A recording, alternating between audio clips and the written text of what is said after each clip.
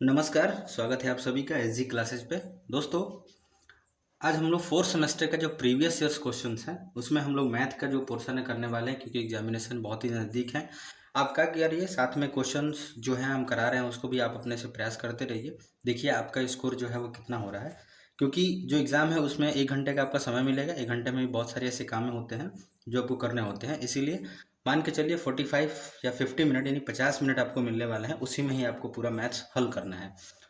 तो चलिए सबसे पहले हम लोग शुरुआत करते हैं पहले क्वेश्चन की तरफ। यहाँ देखिए, सबसे पहला दिख रहा होगा आपको, कह रहा है समीकरण 3x इज इक्वल टू 4.5 यानी 4.5 और 4x प्लस वाई बराबर 13। तो हल कीजिए, इसमें y का हमें मान बताना है। तो सबसे सिंपल क्वेश्चन है, ध्यान से समझिए। यहाँ पे देखिए, यहाँ पे x दिया हुआ है तो x का मान पहले हम सबसे पहले यहाँ से निकाल लेते हैं। x का मान निकालने के लिए क्या करेंगे, यहाँ पे हम लोग देखेंगे कि अगर 3x बराबर लिखेंगे 4.5, तो अगर x यहीं रह जाए तो 3 जो है वो गुणा में इधर आएगा तो क्या बनेगा, भाग बनेगा। जैसे भाग बनेगा, ये पॉइंट हटा देंगे, नीचे कितना आएगा 10। अब 3 से कटाएंगे तो ये 15 बार में कटेगा, और 10 से जैसे ही भाग देंगे तो ये हो जाएगा 1.5। अब ये 1.5 का आया, x का मान आया। अब x का मान जो है हम क्या करेंगे, यहाँ रख देंगे 4 की जगह पे, यानी 4 इंटू एक्स है। दो संख्याओं के बीच में अगर कोई यहाँ साइन नहीं है तो यहाँ क्या मानेंगे, गुणा। ये हो गया, x का मान हमने निकाला है 1.5, फिर plus y is equal to 13। अब देखिए 15 चौका 60 होता है तो 60 लिख देंगे, लेकिन पॉइंट एक अंक के बाद लगेगा, यानी 6 हो गया, प्लस y बराबर 13। अब y का हमें मान निकालना है, तो 13 जो है ये इधर रहेगा, ये प्लस में इधर जाएगा तो क्या बनेगा, माइनस, यानी 13 माइनस 6 कर देंगे तो 8, यानी हमारा y का जो मान आया वो कितना आ गया, 8 आ गया। ऑप्शन नंबर डी जो है हमारा सही हो जाएगा। अगले प्रश्न की तरफ चलते हैं। देखिए यहाँ पे ध्यान से लिखा है, दशमलव 4 जीरो है, 0 0 0 0 8 और 1 का हमें क्या निकालना है, घनमूल निकालना है। तो ध्यान से समझिए, घनमूल जब भी निकालना होता है तो 3 3 का पेयर बनता है। तो सबसे पहले हम क्या करेंगे, 0.00008 और 1, जैसे ये पॉइंट हटाएंगे तो अपान में आ जाएगा कितना, एक के आगे कितने जीरो, 1 2 3 4 5 6, जितनी संख्याओं के बाद दशमलव रहेगा उतना जीरो नीचे उतर जाता है। तो ये हो गया आपका 6 जीरो। अब घनमूल बोला है तो घनमूल निकालते समय यहाँ पे 3 लिखना जरूरी है, ताकि पता चले कि हम घनमूल निकाल रहे हैं। अगर यहाँ 2 रख देंगे या कुछ भी नहीं रखेंगे तो वो वर्गमूल हो जाता है।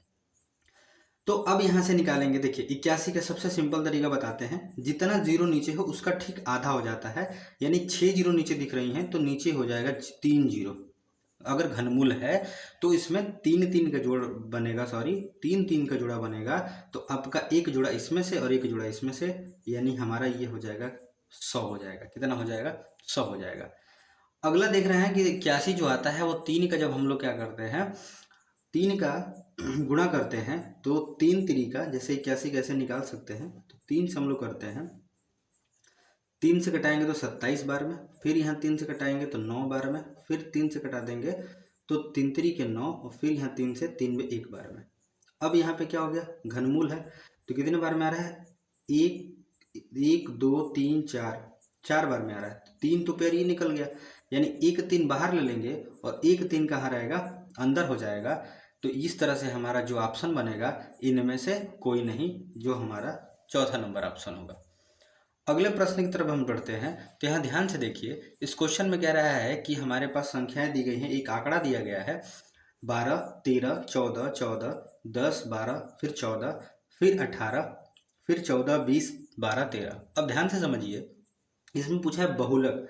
बहुलक का मतलब ही समझ लीजिए, ऐसा डाटा जो बार बार आया हो, यानी कि सबसे जो ज़्यादा बार आया होगा, बार बार जो ज़्यादा बार आया होगा वही हमारा क्या होता है, बहुलक होता है। तो देखिए 14 को देखेंगे तो 1 बार 2 बार 3 और 4, 4 बार जो आया है, सबसे ज़्यादा बार आया है कौन, 14, यानी कि हमारा आंसर हो जाएगा 14। अब बढ़ते हैं आगे अगले प्रश्न की तरफ। तो ध्यान से देखिए दोस्तों, आप उसको प्रैक्टिस करते रहिए, आप देखिए आपका स्कोर कितना होता है। अब यहाँ ध्यान से समझिए, कह रहा है अंडर रूट में 2 प्लस और 1 बाई अंडर रूट 2, फिर दूसरे ब्रैकेट में दिया under root 2 minus 1 by under root 2 का मान हमें बताना है। तो यहाँ पे अगर आप देखेंगे एक आइडेंटिटी आपको याद होगी, वो आइडेंटिटी होती है a प्लस बी, और एक ब्रैकेट में होता है a माइनस बी। जो आइडेंटिटी बनती है वो होती है a square minus B square. अब इस पे देखिए, यहाँ प्लस है तो प्लस आई है, यहाँ माइनस है तो माइनस आई है, और ए और बी दिया ही है। तो हम क्या करते हैं, यहाँ से हम ले लेते हैं, इसको ए मान लेते हैं और इसको मान लेते हैं बी। तो हो गया ए स्क्वायर यानी अंडर रूट 2 इसका स्क्वायर, फिर माइनस। अब बी का जो करेंगे तो 1/√2 और इसका क्या करेंगे, होल स्क्वायर। अब देखिए, जब भी दो अंडर रूट का हम 2 बार मल्टीप्लाई कराते हैं तो अंडर रूट हट जाता है, तो कितना हो जाएगा, लिखेंगे जैसे under root 2 into under root 2, तो हो जाएगा अंडर रूट 4 यानी कि 2 बाहर आ जाएगा, फिर माइनस, यहाँ देखेंगे तो 1 कितना हो जाएगा, 2 हो जाएगा। ठीक है, अब 2 में से 1/2 माइनस कर देंगे, यहाँ से ध्यान से देखिए, अगर देखेंगे 1 का तो 1 होगा, और यहाँ पे करेंगे तो 2×2=4, ये हो जाएगा 4।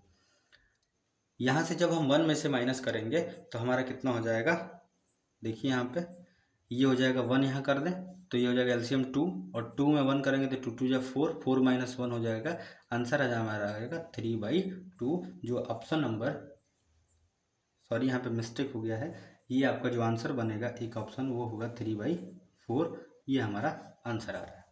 ठीक है, अगला क्वेश्चन की तरफ हम लोग बढ़ते। अगला प्रश्न यहाँ पे दिया है साइन 60 माइनस साइन 30, और यहाँ पर साइन 60 अपन में है कॉस 30। तो ध्यान से देखिए, कॉस साइन 60 का जो मान होता है, साइन 60 का जो मान होता है वो होता है √3/2। उसके बाद कॉस 30 का जो मान होता है वो होता है 3/2 यानी कि √3/2। फिर यहाँ पे साइन 30 का जो मान होता है वो होता है 1/2। अब ध्यान से देखिए कि साइन 60 का मान रखना है तो साइन 60 का मान रखेंगे 3/2, फिर अपान में जब यहाँ रखेंगे कॉस 30 का तो लिखेंगे √3/2, फिर माइनस यहाँ साइन 30 का मान कितना है 1/2। तो अब ये जो है कट जाएगा कितने बार में, एक बार में, और एक में से 1/2 जब घटा देंगे तो एलसीएम 2 यानी कि 2 - 1 = 1/2, हमारा आंसर आ जाएगा 1/2। चलिए क्वेश्चन नंबर अति लघु उत्तरीय प्रश्न की तरफ चलते हैं हम लोग। अति लघु उत्तरीय प्रश्न में चलते हैं आगे। पहला क्वेश्चन यहाँ देखा है 243 की पावर 3/5। तो ध्यान से देखिए, 243 को जो हम डिवाइड करेंगे 3 से, 3×8 = 24, 3×1 3, फिर 3 से डिवाइड करेंगे तो 27 × 3 = 81, फिर यहाँ 3 से डिवाइड करेंगे 3×9 = 27, फिर 3 से 3 × 3 = 9, फिर 3 से एक बार में। यानी कि हमने देखा कि 3 को 1 2 3 4 5 बार में 3 का मल्टीप्लाई करने पे 343 आ रहा था। हमें क्या करना होता है, जो पावर है जिसकी घात लगी है वो बटे में कितना है, 5 है, इसके बराबर हम इस संख्या को तोड़ देते हैं। यानी हम लिख सकते हैं 3 की पावर 3, इसकी पावर लिख सकते हैं 3/5।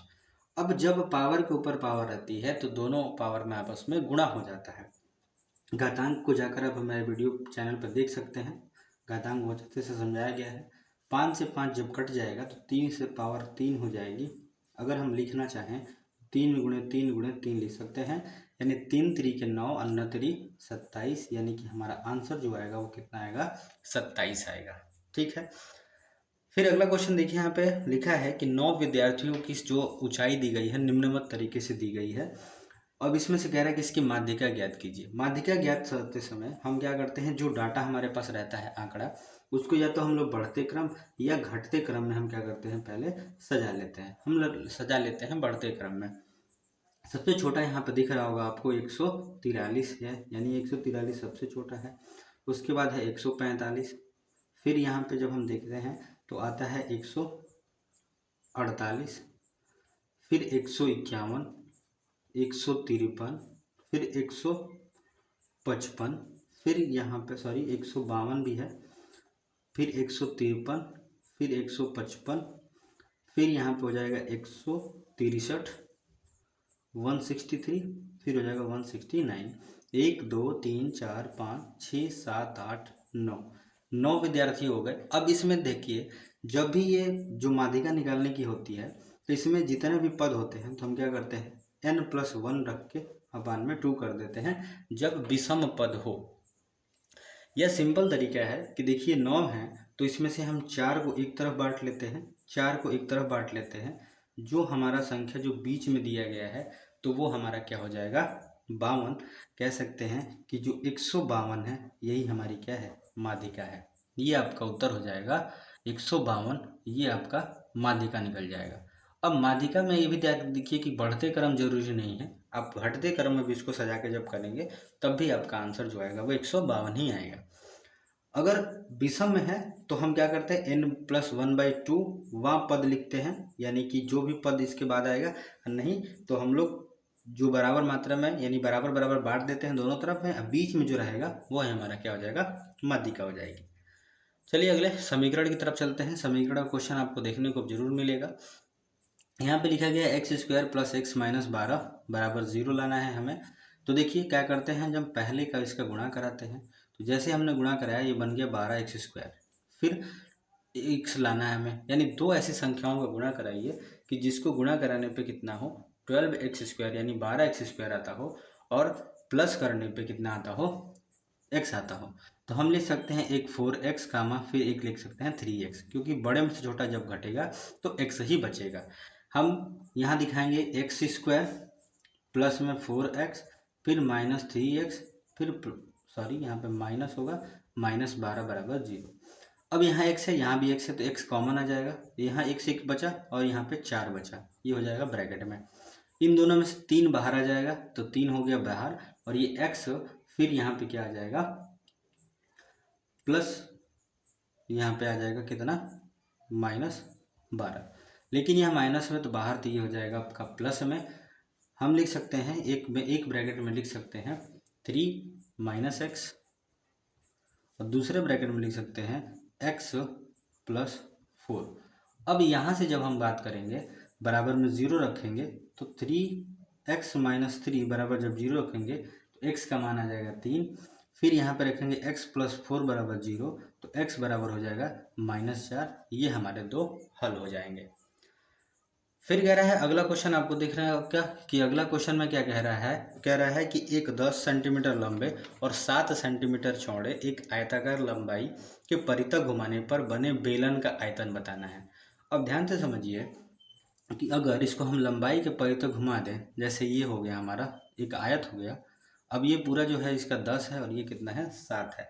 जब इसको हम क्या करते हैं, जब इसको घुमा देते हैं ऐसे, इसको जब घुमा देंगे ये पूरा बेलन बन गया, तो इसकी ये 10 जो है वो क्या बनेगी, हाइट हो जाएगी, और ये 7 जो है वो क्या हो जाएगी, इसकी रेडियस हो जाएगी। अब यहाँ से ध्यान करते हैं कि हमें निकालना है क्या, आयतन, यानी कि वॉल्यूम आयतन निकालना है। तो आयतन का जो सूत्र होता है बेलन का वो होता है πr²h। पाई की वैल्यू रखते हैं हम लोग 22/7 गुणे r जो हमारा कितना है 7 है, यानी 7 × 7 फिर गुणे हाइट हमारी कितनी है ये 10 है, तो 10, 7 से 7 कट जाएगा, 22 का 7 में गुणा कराएंगे तो आपका हो जाएगा आंसर 22 10 में हो जाएगा 220, 220 का 7 से गुणा करा देंगे तो 7 0 0, 7 दूनी 14 के 4 हासिल 1, 7 दूनी 14 1 15, ये आपका हो जाएगा घन सेंटीमीटर, यानी कि घन सेंटीमीटर हो जाएगा आपका, ये आंसर हो जाएगा। अब यहाँ से ध्यान से देखिए अगला प्रश्न आपको चलते हैं क्वेश्चन नंबर 10 की तरफ।